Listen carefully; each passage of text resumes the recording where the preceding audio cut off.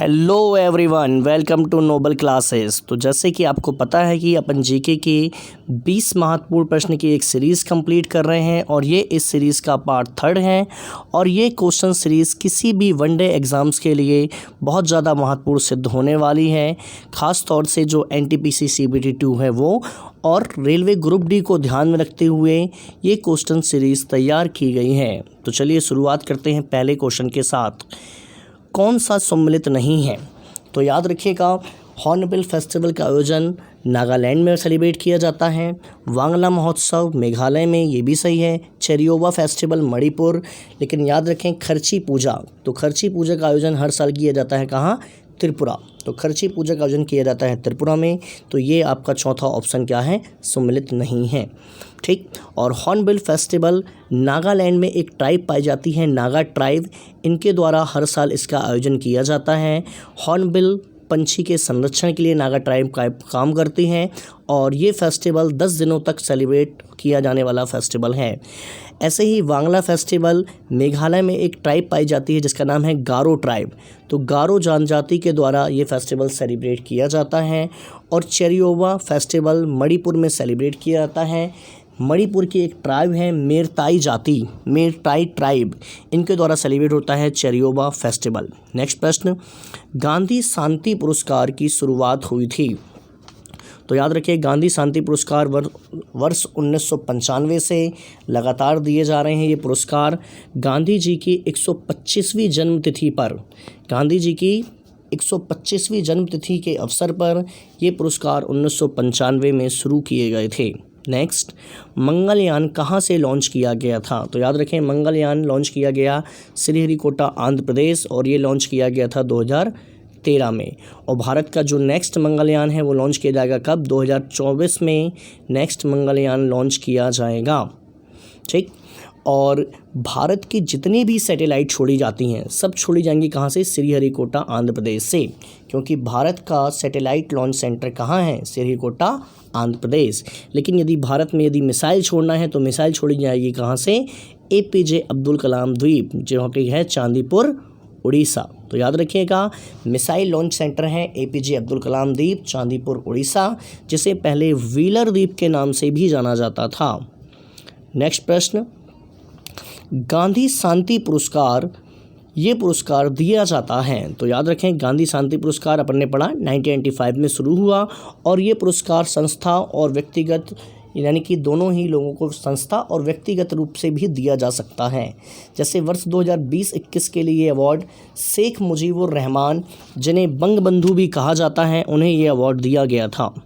Next प्रश्न, भारतीय वायुसेना में कौन सी कमान नहीं है? तो याद रखिएगा, भारतीय वायुसेना 7 कमानों में विभक्त है, लेकिन उत्तरी वायु कमान नाम की इनमें से कोई भी कमान नहीं है। तो मध्य वायु कमान, इनका मुख्यालय देखने को मिलेगा अपन को प्रयागराज में, यानी कि इलाहाबाद जिसका पुराना नाम था। दक्षिण पश्चिमी वायु कमान, इसका हेडक्वार्टर है गांधीनगर में। और ऐसे ही पश्चिमी कमान का मुख्यालय देखने को मिलता है, पश्चिमी कमान का मुख्यालय देखने को मिलता है दिल्ली। तो याद रखें, भारतीय वायुसेना 7 कमान में विभाजित है। यूरोपीय सेंटर फॉर न्यूक्लियर रिसर्च प्रयोगशाला कहाँ स्थित है? तो याद रखें, ये प्रयोगशाला स्थित है कहाँ पर? टोक्यो जापान में। और ये प्रयोगशाला 1954 में स्थापित की गई थी। नेक्स्ट प्रश्न, मानव विकास सूचकांक किस संस्था के द्वारा जारी किया जाता है?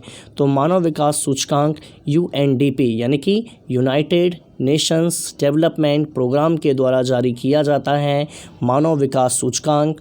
और ये 1990 से इसे प्रतिवर्ष जारी कर रहे हैं। तो याद रखें अच्छे से, मानव विकास सूचकांक यूएनडीपी के द्वारा जारी किया जाता है और यूएनडीपी का हेडक्वार्टर है न्यूयॉर्क। तो यूएनडीपी का हेडक्वार्टर है कहाँ पर? न्यूयॉर्क में इसका मुख्यालय है। और मानव विकास सूचकांक की जो अवधारणा है, पाकिस्तान के एक अर्थशास्त्री थे जिनका नाम है महबूब उल हक। तो महबूब उल हक के प्रयासों से जारी किया जाता है, के प्रयासों से शुरू किया गया मानव विकास सूचकांक। भारत में प्रथम स्टॉक एक्सचेंज किस वर्ष में स्थापित हुआ? तो ये स्टॉक एक्सचेंज की स्थापना हुई थी कब? 1875। तो भारत का सबसे पुराना स्टॉक एक्सचेंज है बॉम्बे स्टॉक एक्सचेंज। तो इसकी स्थापना कब से हुई है? 1875। क्रिकेट की पिच की लंबाई होती है? तो क्रिकेट की पिच की लंबाई होती है 20.12 मीटर, जबकि क्रिकेट की पिच की चौड़ाई होती है 10 फीट। और क्रिकेट की उत्पत्ति आपको पता है इंग्लैंड से हुई है। क्रिकेट की उत्पत्ति, इसे भद्रजनों का खेल भी कहा जाता है। क्या कहा जाता है? भद्रजनों का खेल। राष्ट्रीय फिल्म पुरस्कार किसके द्वारा प्रदान किए जाते हैं? तो याद रखें, राष्ट्रीय फिल्म पुरस्कार सूचना व प्रसारण मंत्रालय के द्वारा दिए जाते हैं और 1954 से ये अवार्ड लगातार दिए जा रहे हैं। और सूचना एवं प्रसारण मंत्री वर्तमान में है कौन? अनुराग सिंह ठाकुर। तो अनुराग ठाकुर जी हैं अपने सूचना और प्रसारण मंत्री।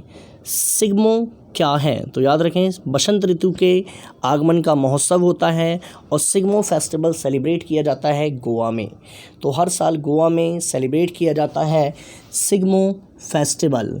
और ये फेस्टिवल, जो व्यक्ति दशहरे के बाद आक्रमणकारियों से लड़ने जाते थे प्राचीन समय में, तो उनकी सलामती के लिए ये फेस्टिवल सेलिब्रेट किया जाता था। तो याद रखें, Shigmo festival Goa. Yonex cup संबंधित है? तो योनेक्स कप संबंधित है बैडमिंटन से, और बैडमिंटन की उत्पत्ति भी इंग्लैंड से हुई है। खेल के मैदान को कहते हैं कोर्ट। और कुछ और भी कप इसके साथ याद रखें, जैसे आपको याद हो, थॉमस कप हो गया, उबेर कप हो गया, चड्डा कप हो गया, सुधीरमन कप हो गया और कोनिका कप हो गया। ये सब पूरे कप किससे संबंधित हैं? बैडमिंटन। नेक्स्ट, कौन से भारतीय हॉकी खिलाड़ी के नाम पर जर्मनी में एक सड़क का नाम रखा गया है? तो रूप सिंह के नाम पर जर्मनी में एक सड़क का नाम है और रूप सिंह स्टेडियम भारत में है। और भारत के ग्वालियर में रूप सिंह स्टेडियम है। नेक्स्ट, किस नृत्य को रविन्द्रनाथ टैगोर ने पुनः जीवित करके केरल और पश्चिम बंगाल में लोकप्रिय किया? तो याद रखिए, ये नृत्य है कौन सा? कथकली। तो कथकली के लिए काम किया था किसने? रविन्द्रनाथ टैगोर जी ने काम किया है कथकली के लिए। और कथकली आपको पता है, कथकली खेला जाता है कहाँ पे? केरल। यानी कथकली किस राज्य का एक नृत्य है? केरल का नृत्य है, जिसके लिए काम किया था रविन्द्रनाथ टैगोर ने। और कथकली करने वाले दो प्रमुख व्यक्ति हैं, मृणालिनी साराभाई और शंकर कुरूप। नेक्स्ट प्रश्न, मैजिक सिटी के नाम से जाना जाता है? तो मैजिक सिटी के नाम से जाना जाता है मोंटे कार्लो। तो मोंटे कार्लो एक बहुत फेमस जगह है जो कि कैसीनो के लिए भी फेमस है। तो याद रखिए, इसे ही बोलते हैं मैजिक सिटी।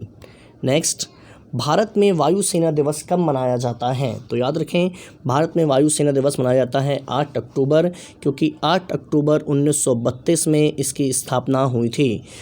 तो इंडियन एयरफोर्स अस्तित्व में आई कब? 8 अक्टूबर 1932। परंतु जब ये 1932 में स्थापित हुई तो उस समय भारत ब्रिटेन का गुलाम था, इसीलिए इसे रॉयल इंडिया एयरफोर्स कहा जाता था। फिर जब भारत स्वतंत्र हुआ तो इसका नाम क्या रख दिया उन्होंने? एयर फोर्स रख दिया। तो एयरफोर्स के लिए दिवस कब होता है? 8 अक्टूबर को होता है। याद रखना वैसे आसान है, आप एयरफोर्स लिख लीजिए। एयरफोर्स, एयरफोर्स में कितने वर्ड हैं? 5 इसमें, 3 इसमें, 5 3 8। तो ये कब हो गया? 8 हो गया। ऐसे ही याद रख लो नेवी, NAVY, NAVY। नेवी में कितने शब्द? 4। तो नेवी डे कब होता है? 4 दिसंबर। ठीक। और आर्मी डे तो आपको याद होगा, ये होता है हर साल कब? 15 जनवरी। चलिए नेक्स्ट प्रश्न, लाल बजरी का बादशाह किसे कहा जाता है? तो लाल बजरी का बादशाह कहा जाता है किसे? राफेल नडाल को कहा जाता है लाल बजरी का बादशाह। और राफेल नडाल आपको पता है टेनिस खेलते हैं, उनका संबंध है कहाँ से? स्पेन से। जबकि महेश भूपति और रोहन बोपन्ना तो भारत के खिलाड़ी हैं, उभरते हुए खिलाड़ी।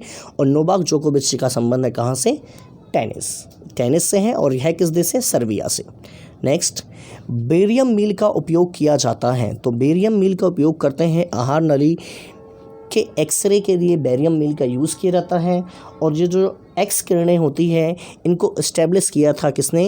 रोंटेजन। तो एक्स किरणों की खोज किसने की है? रोंटेजन ने की है। इंटरनेशनल प्रीमियर टेनिस लीग के संस्थापक थे?